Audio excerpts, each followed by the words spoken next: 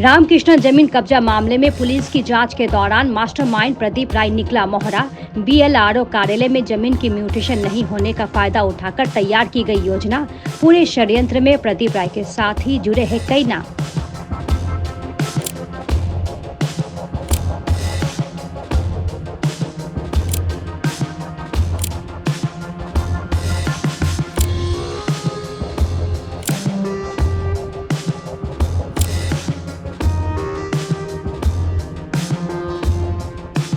Siliguri Ramakrishna mission जमीन मामले में जिस मुख्य आरोपी प्रदीप राय की पुलिस को तलाश थी, उसकी गिरफ्तारी के बाद जो सच्चाई सामने आई है वो चौंकाने वाले है।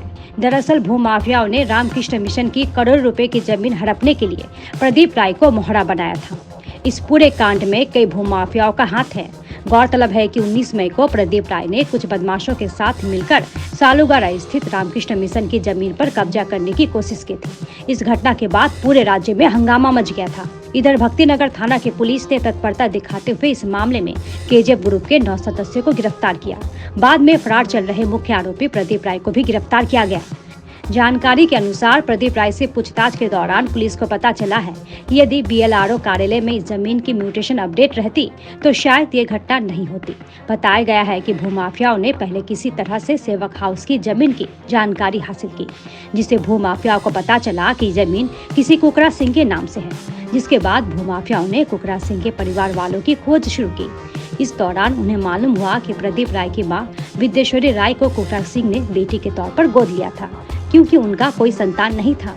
इसके बाद भूमाफियाओं ने सेवक हाउस की करोड़ों रुपए की जमीन पर कब्जा करने के लिए प्रदीप राय को मोहरा बनाया। बताया गया है कि कुकरा सिंह ने अपनी जमीन किसी हरिद्वार सिंह गिल नामक व्यक्ति को बिक्री कर दिया था। उसके बाद हरिद्वार सिंह गिल ने ये जमीन एसके रॉय नामक एक तीसरे व्यक्ति को बिक्री किया। एसके रॉय ने फिर इस जमीन को रामकृष्ण मिशन को दान में दे दिया, लेकिन म्यूटेशन नहीं होने के कारण जमीन कुकरा सिंह के नाम पर ही था। दूसरी तरफ मामले की जांच के दौरान पुलिस को भू राजस्व विभाग से जानकारी मिली है कि ये जमीन रामकृष्ण मिशन को दान में काफी पहले ही दे दिया गया था। इसलिए जमीन का प्रदीप राय किसी भी तरह से उत्तराधिकारी नहीं है। ये जमीन रामकृष्ण मिशन की है। फिलहाल प्रदीप राय अब पुलिस की गिरफ्त में है। वहीं इस मामले में अब तक 10 लोग गिरफ्तार हो चुके हैं, लेकिन इस षड्यंत्र में जुड़े और भी कई चेहरे सामने आने वाले हैं, जिसकी तलाश पुलिस कर रही है।